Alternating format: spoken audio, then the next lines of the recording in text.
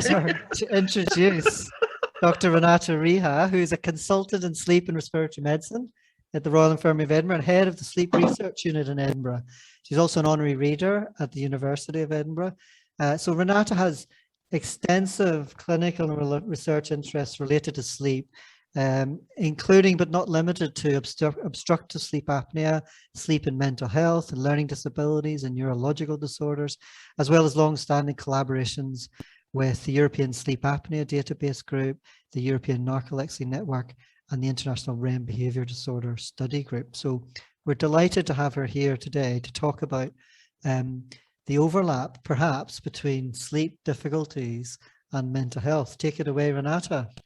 Thank you so much, Danny, for that kind introduction, and I sincerely apologise. I was just finishing what I call my functional respiratory clinic, so just full of worried people, which is really what underlines a lot of illness, as I'm sure you're well aware. You don't need me telling you that. So I just started with a few slides on the Sleep Research Unit, in case you don't know where we are, but Danny has kindly outlined where we sit now under CCBS. We used to be under cardiothoracic and respiratory medicine at the University of Edinburgh, but that is no longer the case. So what do we do? Just to give you an outline very, very briefly, we see over 4,000 new cases of sleep disorders annually from Southeast Scotland and also elsewhere. We do research, we collaborate widely, and Danny's already mentioned that. We're sort of part of a lot of guidelines internationally and nationally. We teach sleep medicine, and I established the sleep medicine course, which is now in its 16th year. We also run shorter courses in a variety of other areas, and we've really enjoyed doing public outreach in the past. The problem is that now the Science Festival asks you for £1,000 for the pleasure of you talking to the community, which I think is rather unfair and fairly short-sighted, but that's just my opinion. So getting to the crux of the talk today, and thank you so much for participating and for your interest. I purposely didn't send you an abstract of the talk because when I first came here in 2004 and wanted to discuss psychiatric issues in a sleep patient, I was told by a consultant psychiatrist colleague that psychiatry had nothing to do with sleep. And I found that rather disappointing. And I hope that that has changed over the years. And certainly I've had some really brilliant interactions with a lot of colleagues working in psychiatry and in psychological medicine. And in fact, very interested psychiatry registrars in the past that I've had the pleasure of speaking with or hosting at the sleep medicine department here. So we know a lot about, and I guess you're probably more interested, but we should all be very interested in also the socio-ecological models of sleep, which also influence a lot of the sleep disorders we see. And I'm sure, you know, with a proper psychiatric history, as I was trained to take and that you still all undertake so brilliantly, is very important to sort of circumscribe the individual's particular circumstance and particular pathology. And again, this is nicely characterized by Michael Grandner in a review that he undertook a number of years ago now.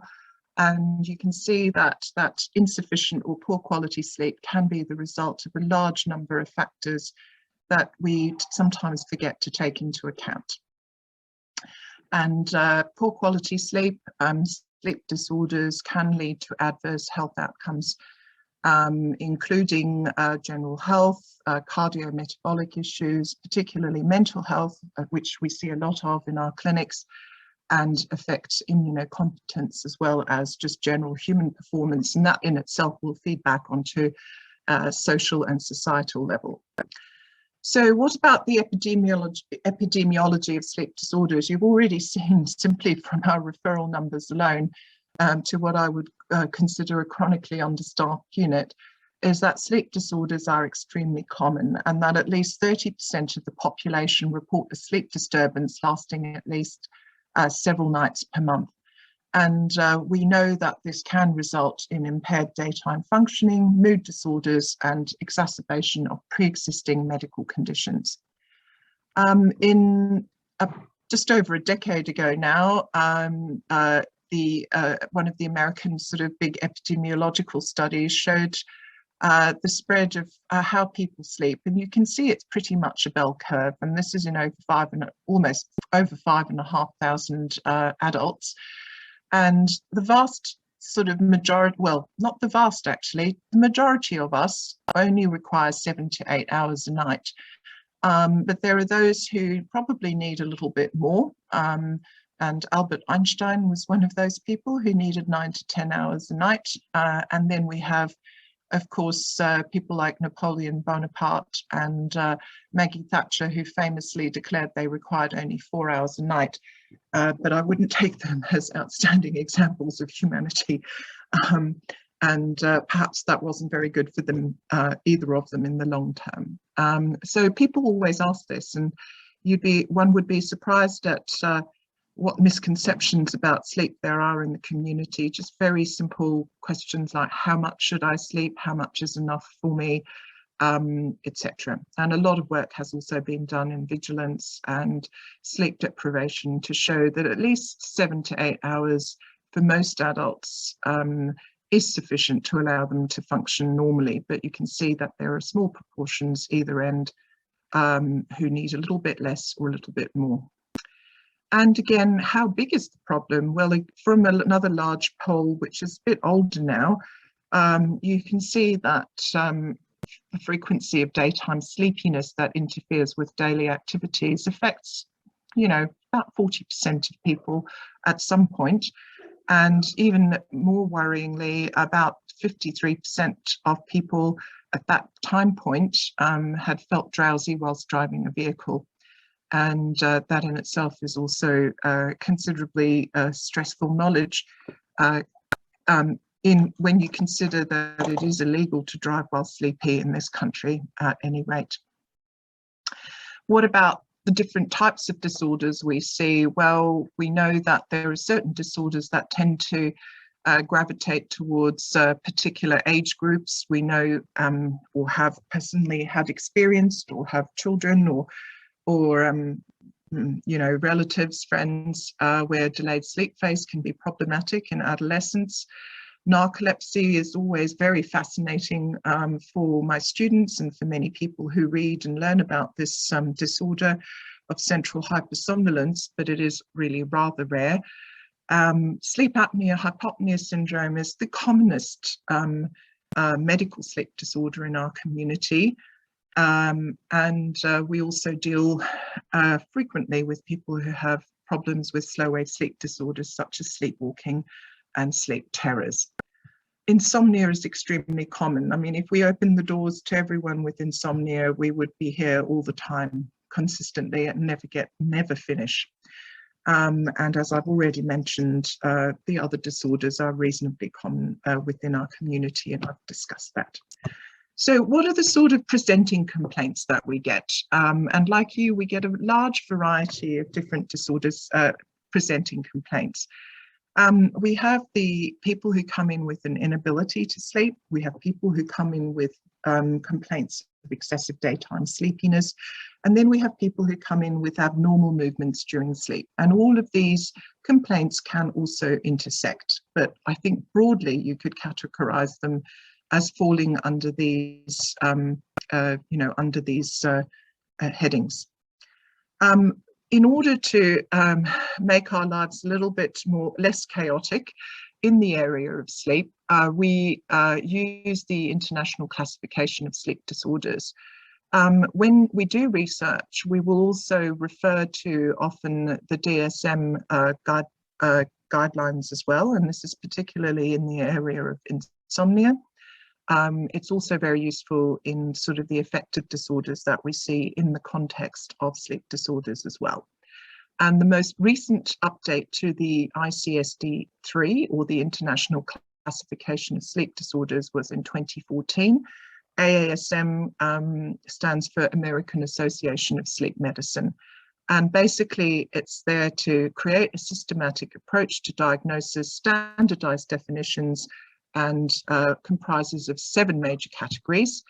And these are insomnia, so disorders of initiation and maintenance of sleep, sleep-related breathing disorders, which include disorders such as sleep apnea, central sleep apnea, obesity, hypoventilation, and a few other more unusual causes of sleep-related breathing issues.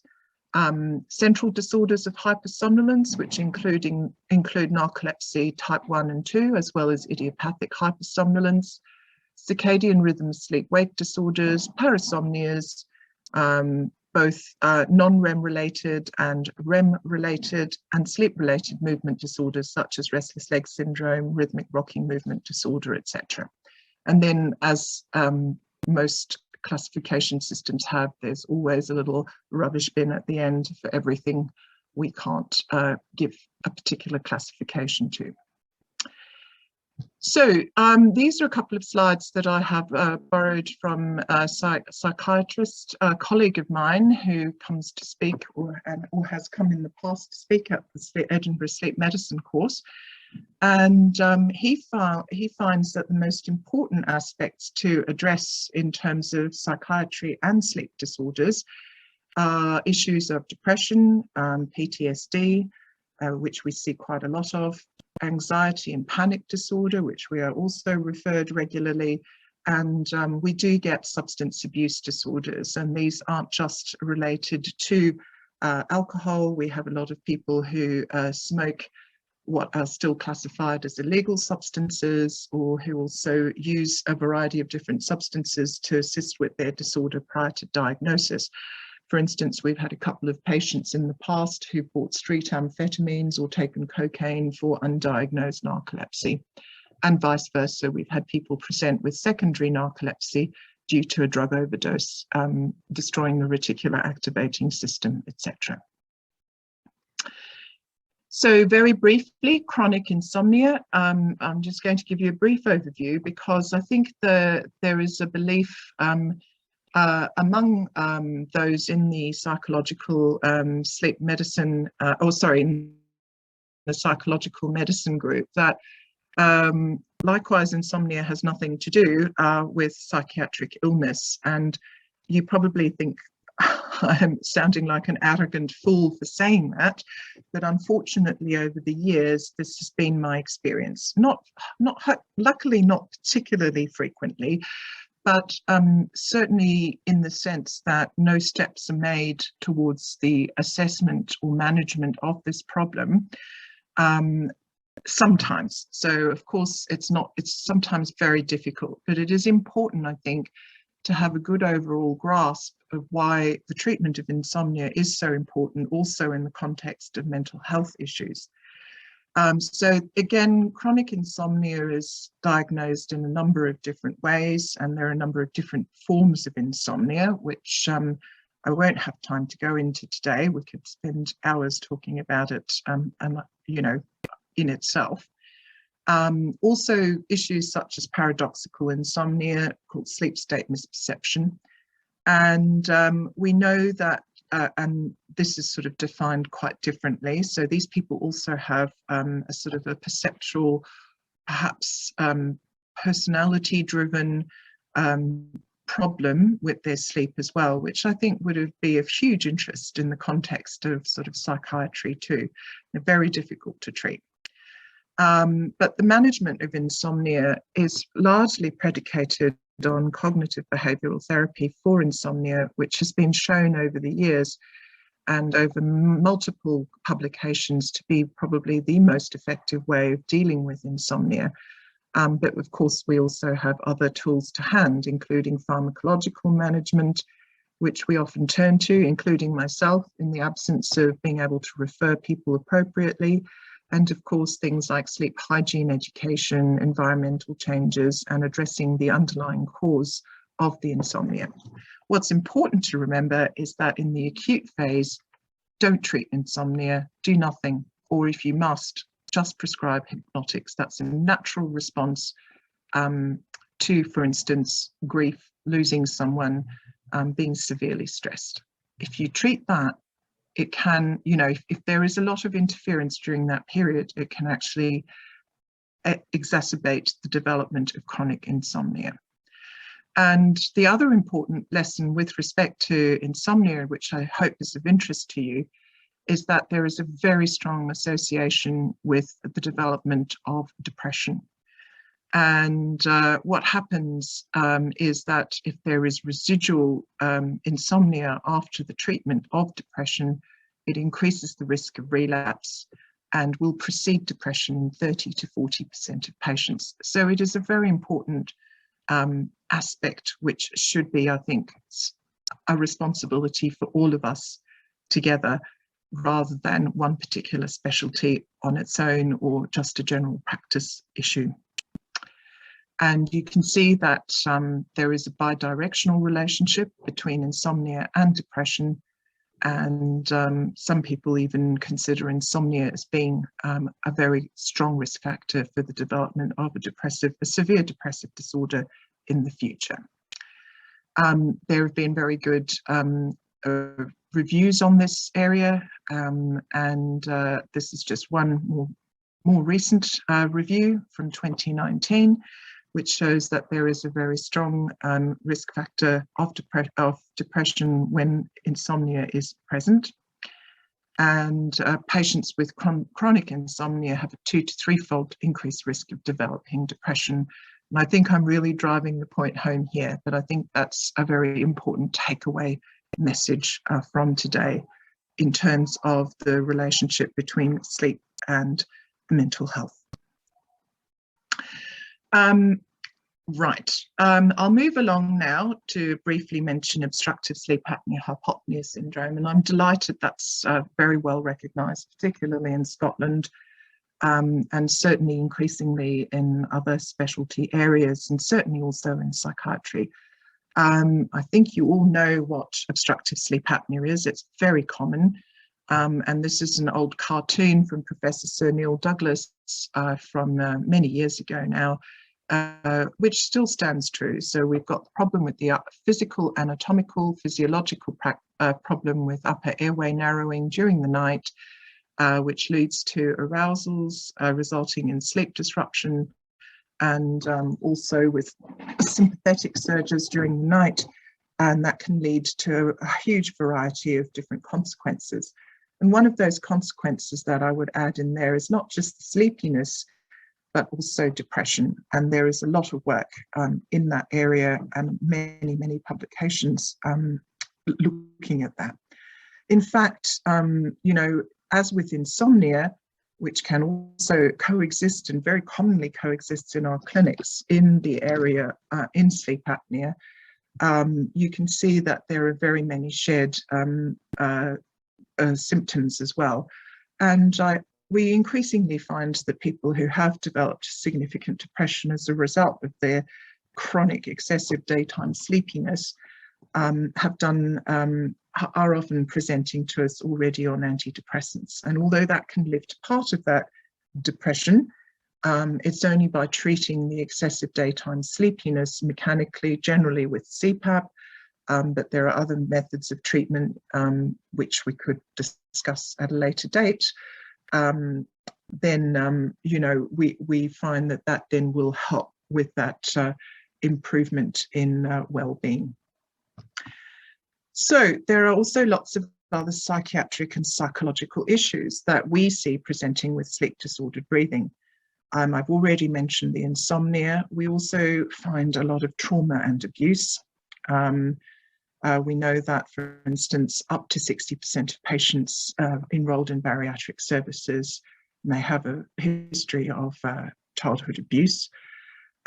We know there are significant issues with adherence and compliance, which can also encompass personality differences. We also know that sleep apnea can occur as a side effect of medications used in the treatment of psychiatric disorders, especially the antidepressants that cause significant weight gain. Also, there are lots of other causes of excessive daytime sleepiness that are not necessarily attributable to upper airway closure during the night, and these need to be investigated. So we do see a lot of people with underlying comorbidities of mental health problems. And there have been a number of publications from the Veterans Affairs departments in the States describing, for instance, how common sleep apnea is in soldiers returning with PTSD. Now, what about sleep-related breathing disorders in inpatients with psychiatric disorders? You can see from this particular publication from a German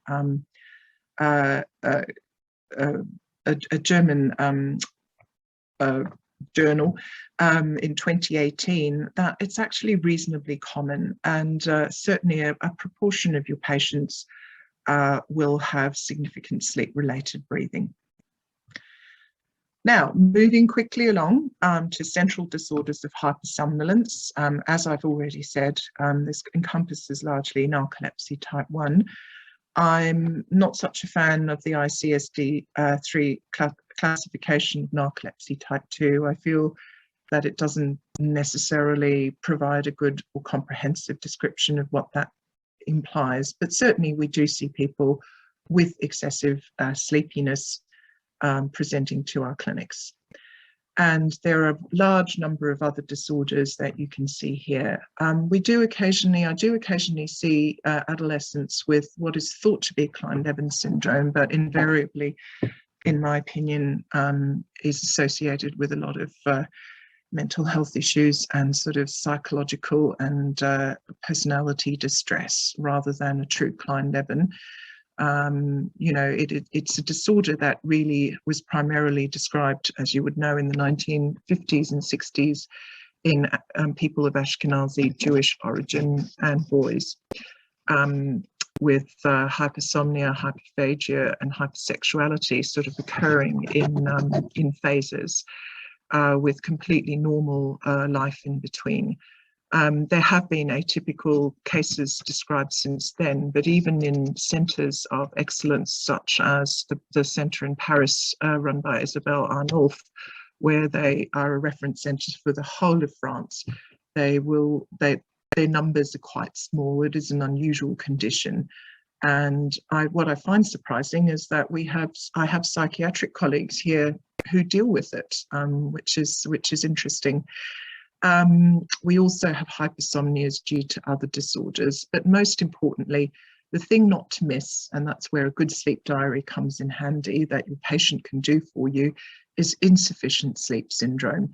And I often liaise with CAMS and have referrals from them with kids with circadian rhythm disorders as well, which can be mistaken for central disorders of hypersomnolence. Narcolepsy type 1, I'm sure you've all read about it, heard it, probably seen patients with it. It's a very complex sleep disorder. It has a reasonably low prevalence. I don't tend to diagnose it. I'm quite careful with making that diagnosis, as it has such life-changing implications, and we would on average probably diagnose about 3 to 5 people maximum annually from what we see here in the department. And if you think about our referral rates, that is actually quite a low number. And sometimes we have to reverse the diagnosis because it's been inappropriately made without the appropriate testing done in the first place. So what are the problems? So people with narcolepsy, and we look after about 140 adults, and we have young people transitioning through from pediatrics as well, is they have a large number of various mental health disorders associated with their diagnosis, not least among them depression with a high risk of suicide. We've had quite about 3 to 4 suicides over the last decade in adults with narcolepsy, which have been undertaken using some of the controlled substances that we prescribe, such as sodium oxybate.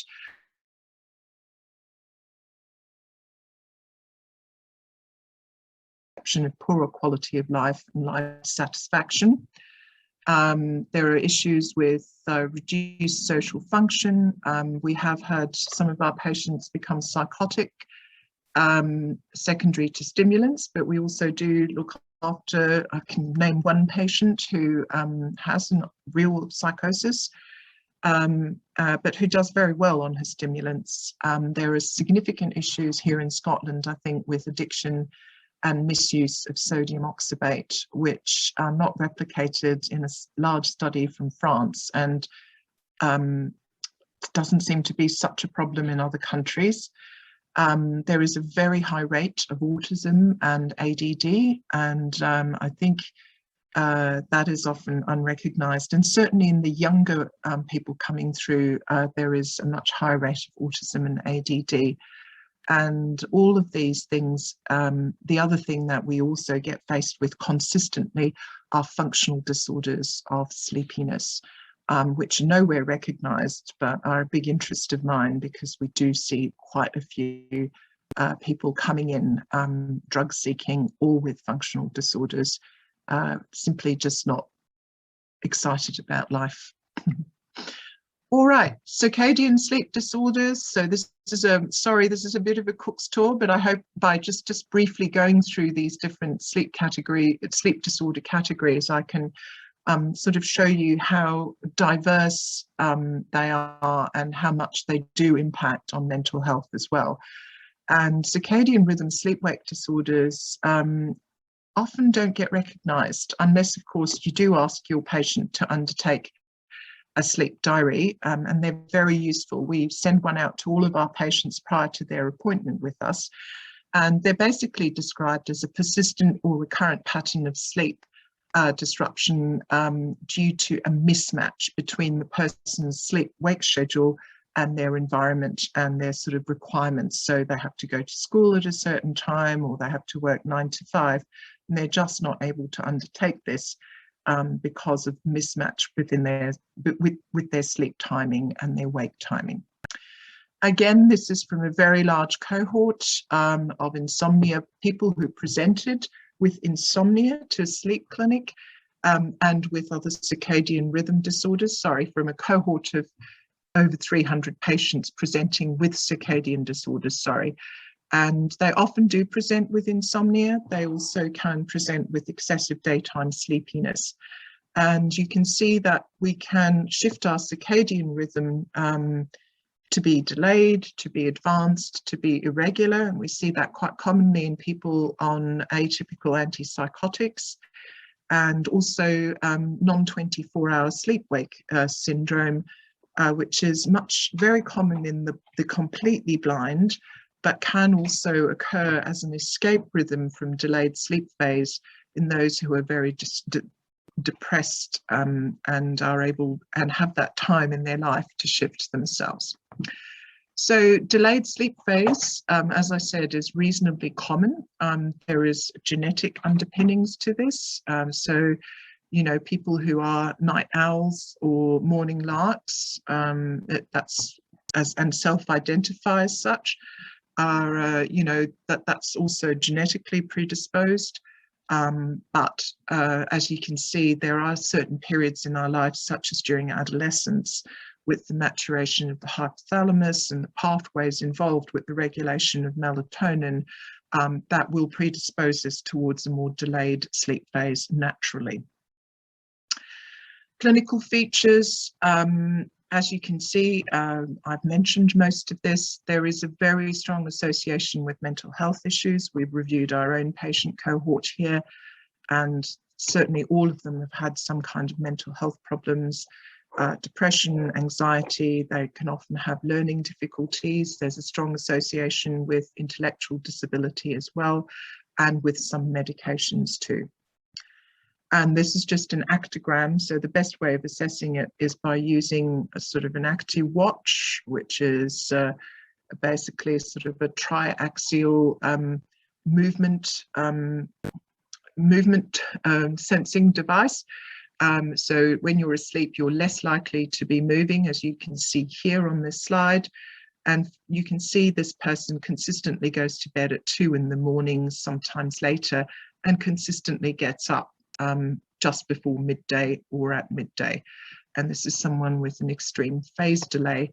They're going to have tremendous difficulties, getting up for work in time, getting to school on time. They'll be sleepy during the day, and then they'll complain of insomnia.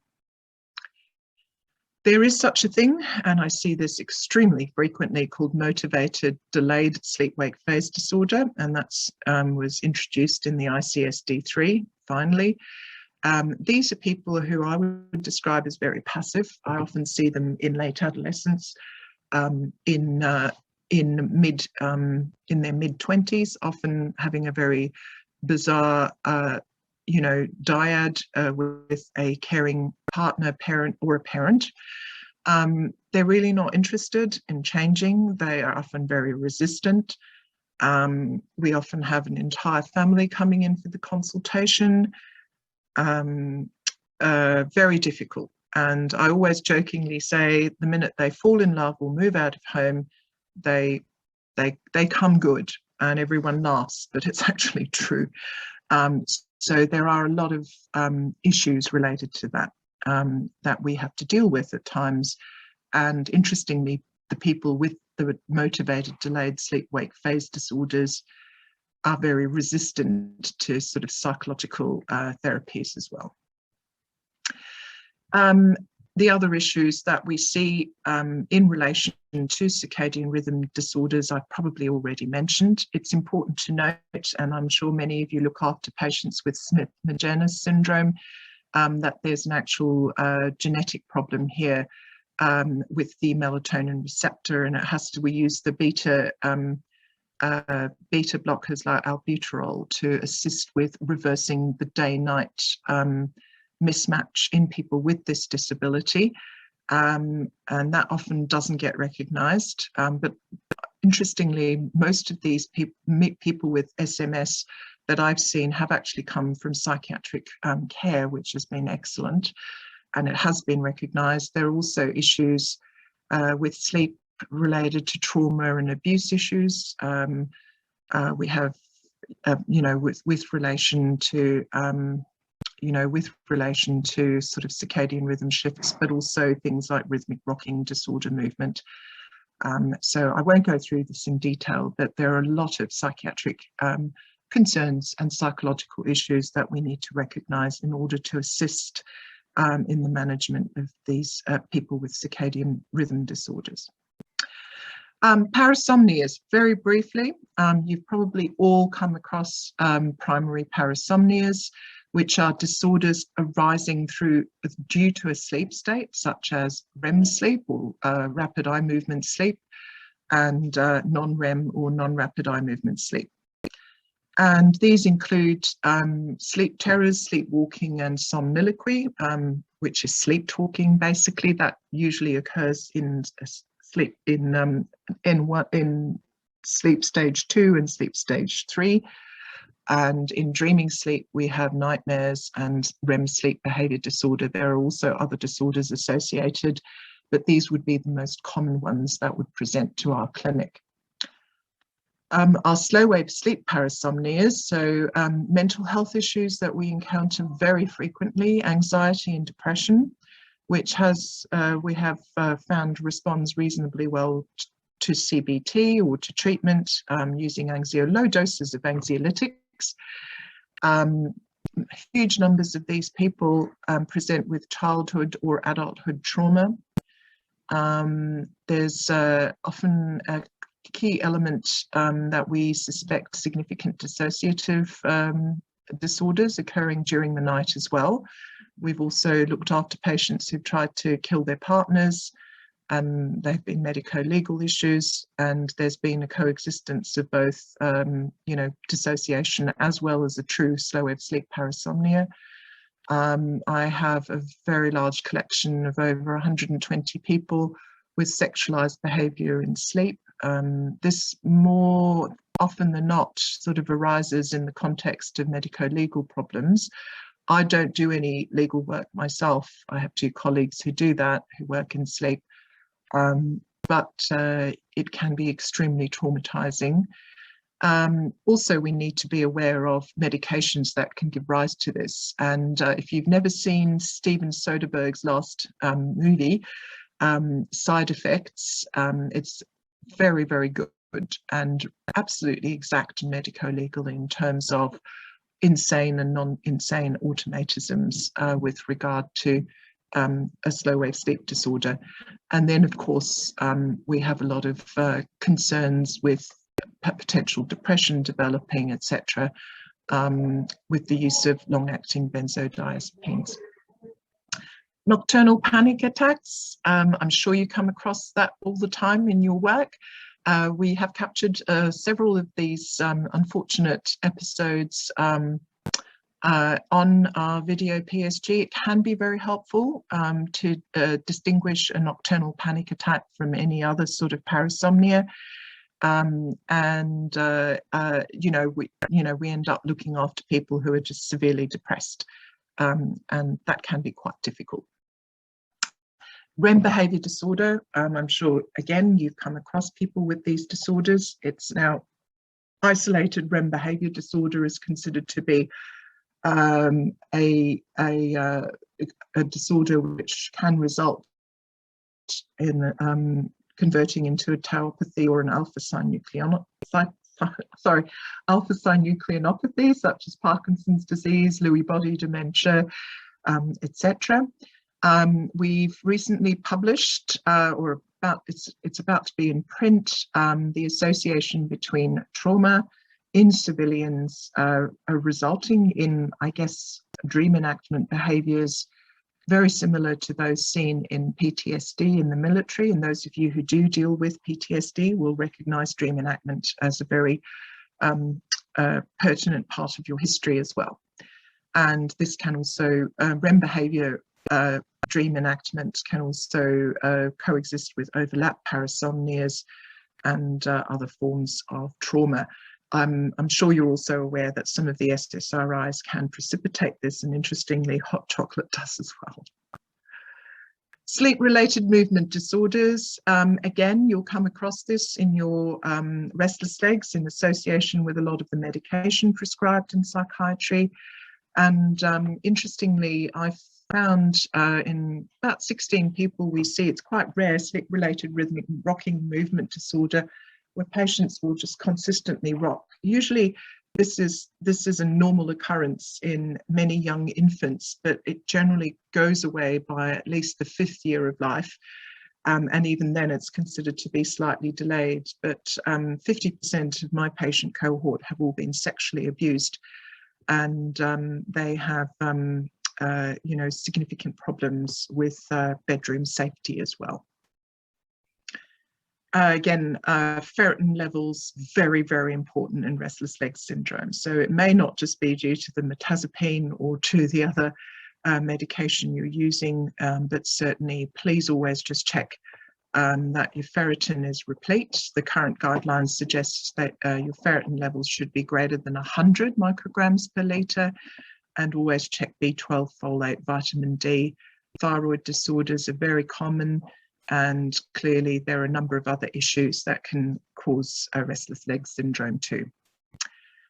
So frequency of specific sleep disorders in psychiatry, is this something you're actually going to come across, or do you think I'm being a little bit melodramatic and over egging the pudding? Certainly,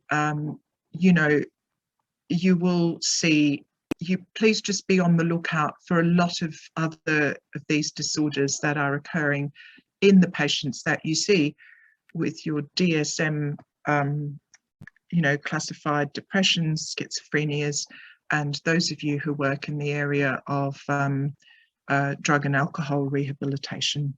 These should all be considered if you feel there's just something that's not quite right, or which may potentially assist with further management.